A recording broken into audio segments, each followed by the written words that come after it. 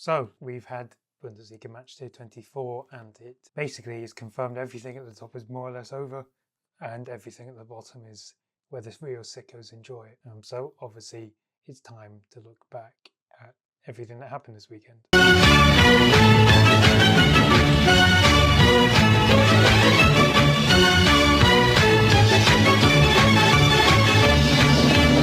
Now, normally it's chronological, but for the size of what was happening, it just makes sense to go with importance.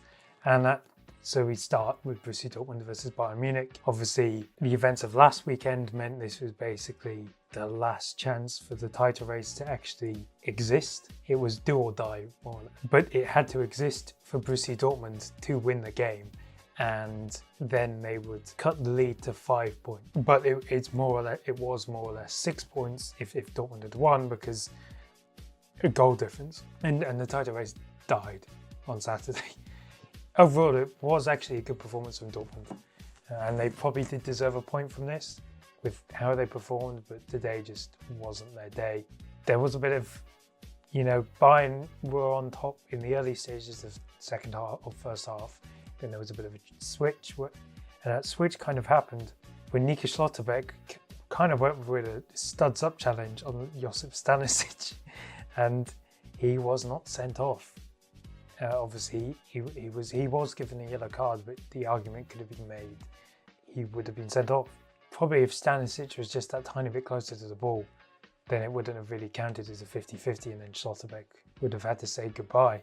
And with the nature of things, of course, who got the opener?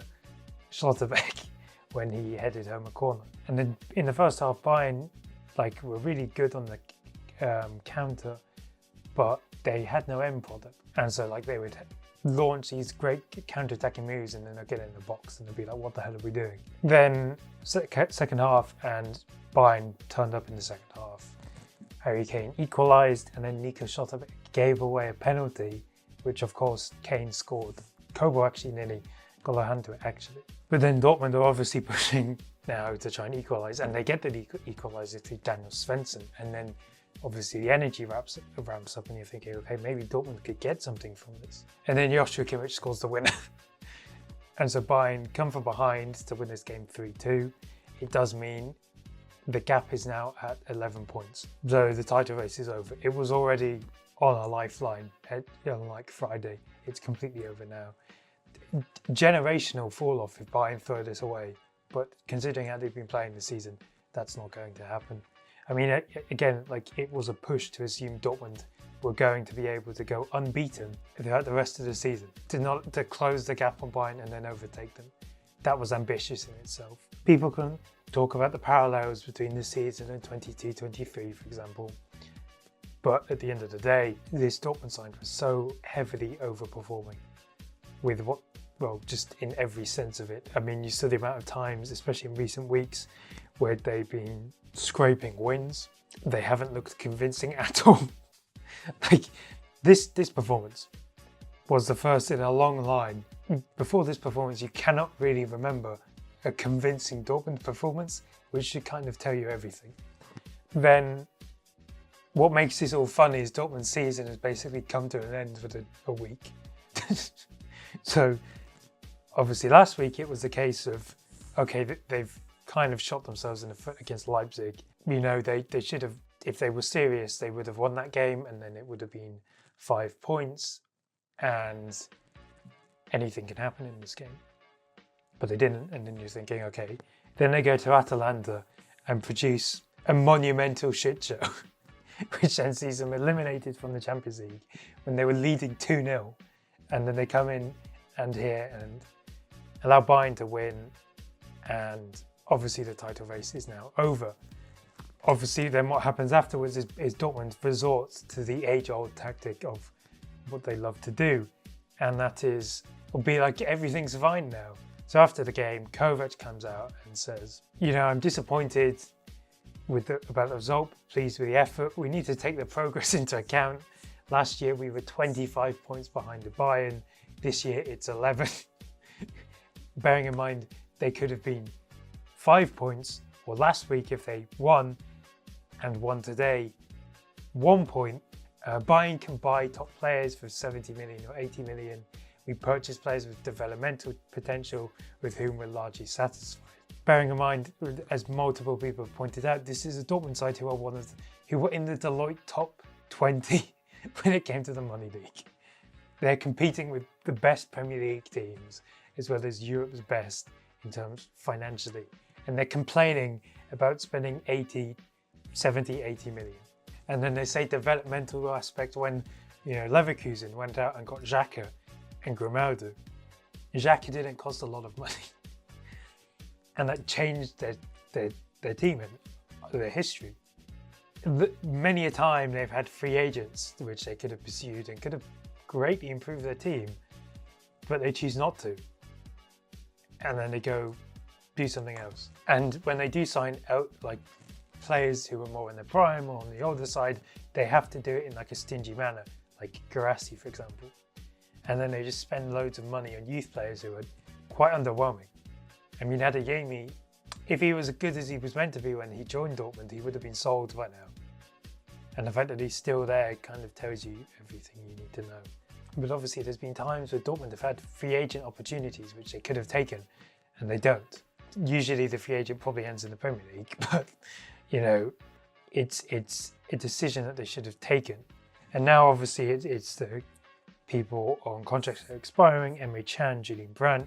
Can obviously went off this game injured, which turns out to be a ligament injury, and so his season's over. But it's very Dortmund if they extend their contracts, and like they're good for the dressing room and the culture, when right now the culture of Dortmund is finishing second.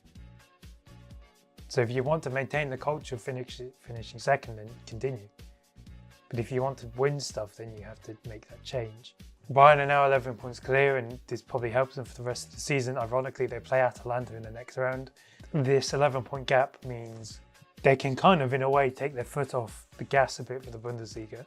Obviously, there's a couple of records that they can still break, but you can also focus now on Pokal and, most importantly, the Champions League when that resumes. Hypothetically anyway, even if Dortmund won this game, 5 points is a big difference to make. And if you look at the remaining fixtures for Bayern, you don't see them in the remaining 10 games of the season. You don't look at that and think, okay, there's Leverkusen away and Stuttgart away. Those are the only 2 games where you think Bayern could maybe drop points, and that's not lose. They could draw those 2 games, but then the gap will still be 2 points all of it, or even 1. In fact, it'd be 1 point. And so then you were hoping they trip up in another game. And as I said, on top of that, you have to hope that Bayern or that Dortmund actually win their games as well, which had they been performing, you don't think that was possible.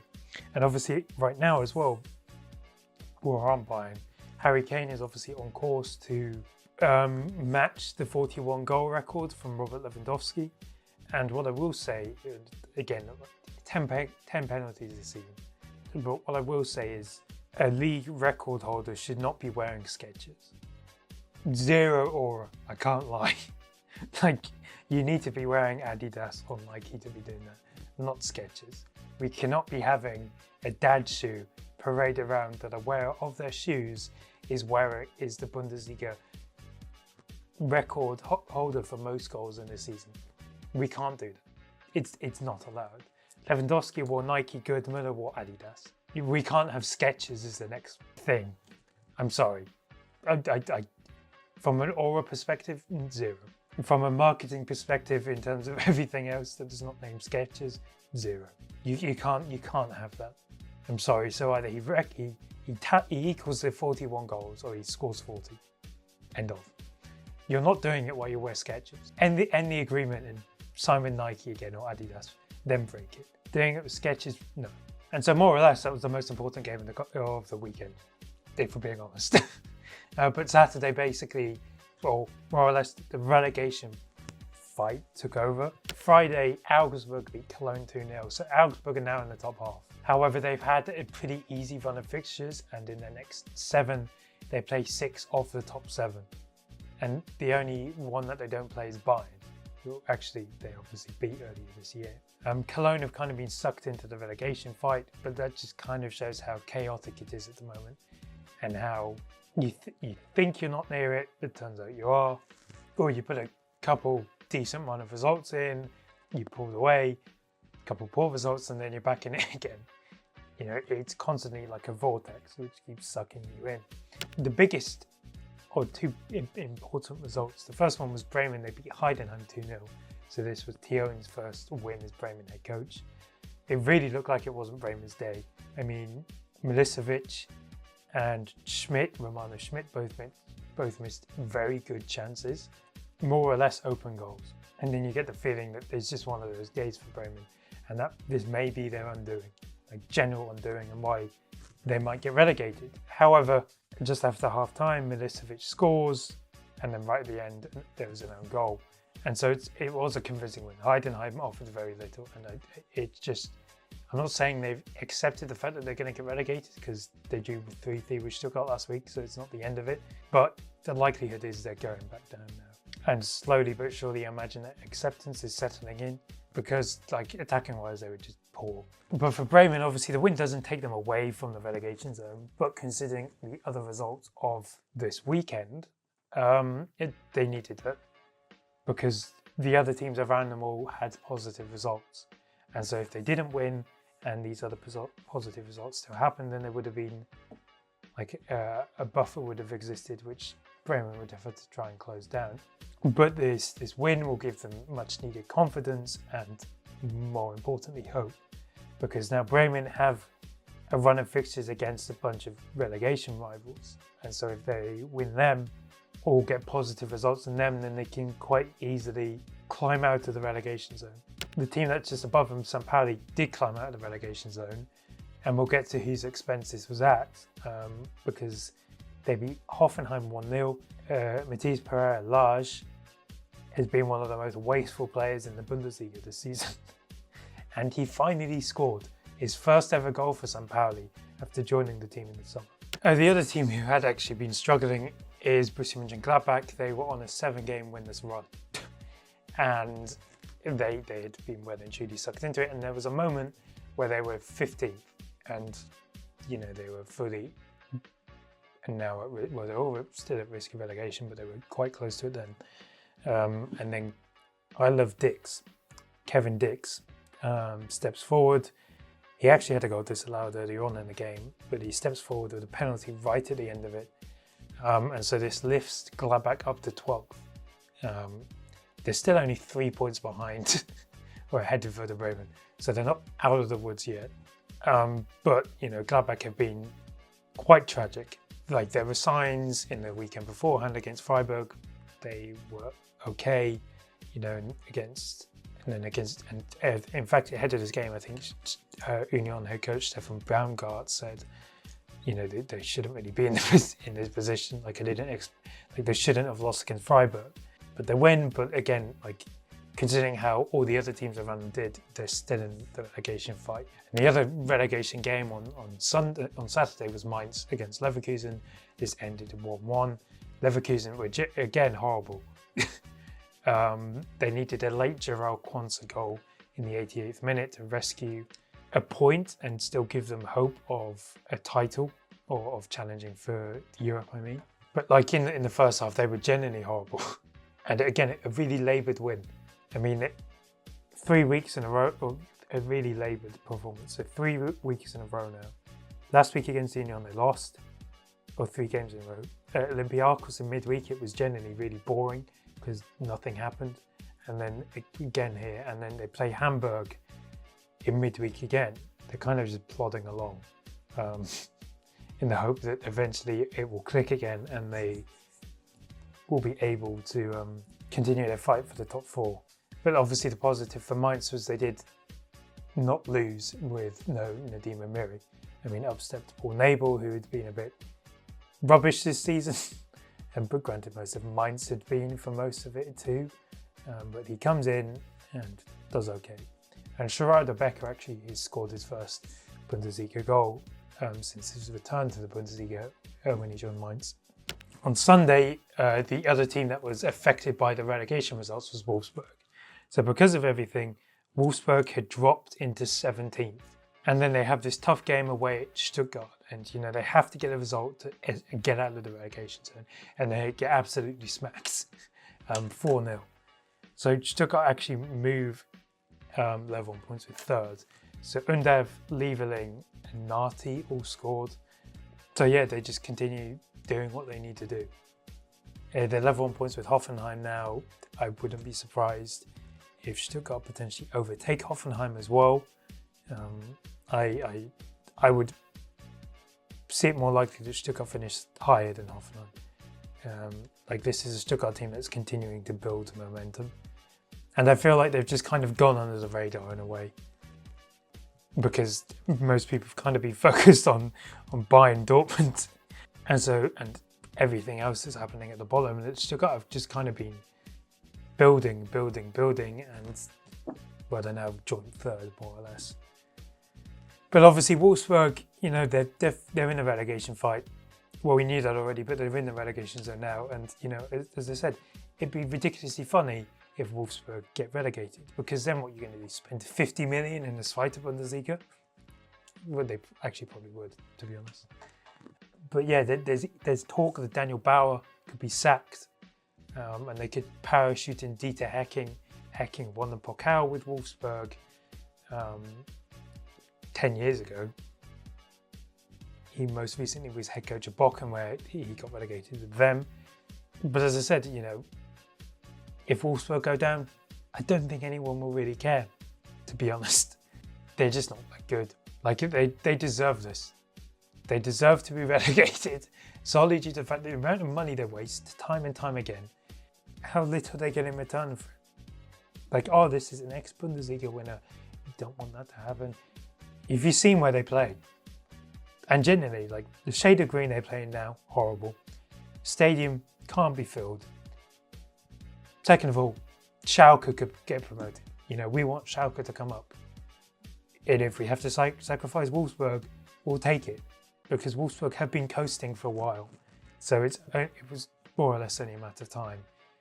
Sadly, this could also just end up like Hoffenheim last season.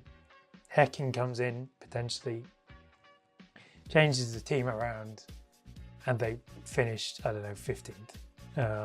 That could be a real possibility, and we don't want that to happen. We want Wolfsburg to finish 17th. They don't even deserve a second chance.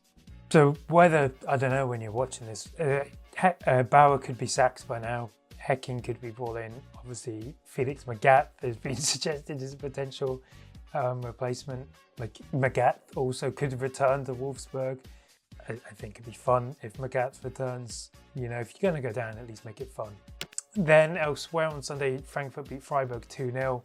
This was a strong performance from them. They actually did change formation. They ditched the back three, finally. So that could suggest that Vieira is starting to get his ideas across. Key players also returning from injury. Jonathan Burkhardt obviously returned last weekend. Callum Mwendo is back. And then just the likes of Jean Bohoya and Ferris Chaibi both scored in this game and kind of looked to their best. Or back to where they looked right at the start of the season, where they were playing really well before shit hit the fan. But yeah, in the best of the rest chase of who is trying to catch up to European spots, Frankfurt have the advantage. Then the final game was between Leipzig and Hamburg. Leipzig won this 2-1. Hamburg actually took the lead through Vieira. Then Romulo equalised with a back heel. Horrible defending and goalkeeping. It's such a tame back heel that could be saved. And then Diamande scored in the second half to win the game. So that means Leipzig, like the others, keep pace with Europe. They're 2 points behind Stuttgart and Hoffenheim. Hamburg have a 4-point buffer now to the relegation zone, but obviously they play Leverkusen in midweek, so things could change. Well, that's their game in hand. So if they win that 4-point gap goes to 6. No, I can't. What the fuck am I doing? That 4-point gap goes to 7, and comfortable. Or as long as they avoid losing. If they avoid losing, it doesn't matter because it's a game in hand. But yeah, what I will say is this 7:30 kickoff on a Sunday evening. What's the point of it? Generally, who cares? Hamburg and Leipzig do not need to be in that spot. neither in Europe. In fact, it would have benefited Hamburg that the game would be on Saturday, the same time that Leverkusen play, instead of it being on the Sunday in the last kickoff. We didn't need it. It's generally the most pointless game slot in the Bundesliga now, and it could quite comfortably be abolished. Obviously, you need it for when teams play in Europe, but if teams are not playing in Europe, like Hamburg and Leipzig, there's no need for it. So the table, Bayern are top with 11 points now, as we said. Dortmund have a 6-point lead over Hoffenheim and Stuttgart. Leipzig are 5th on 44, and Leverkusen are 4 points behind them now in 6th, but 6 points clear of Frankfurt in 7th. Potentially, if Leverkusen end up finishing 6th, playing in the Conference League may benefit, as in they should win it. Like a good Leverkusen should win the Conference League. So, silver lining if they don't make it. And then obviously at the bottom, it is generally chaos. Gladbach at 12th, 25 points, Cologne 13th on 24, Mainz 14th on 23, St. Pauli 15th on 23, Werder Bremen 16th on 22, Wolfsburg 17th on 20, and Heidenheim last with 14. Next week, obviously the standout game is Bayern versus Gladbach, the real Klassiker, if you're subscribed to that school of thought. But this is in Munich, so Bayern will win this. There's not even like the voodoo previously surrounding this game can affect that, because Gladbach have been so shit over the past couple of years that this has gone from being the classic bogey game for Bayern to a normal one now, because Gladbach have been so horrible. Dortmund play Cologne. The big game in the bottom half of the table in that context is Wolfsburg versus Hamburg. Whether Bauer is in charge, I doubt it, but we shall see. But let me know what you think about this weekend, about the death of the title race, about the relegation fight, and anything else really.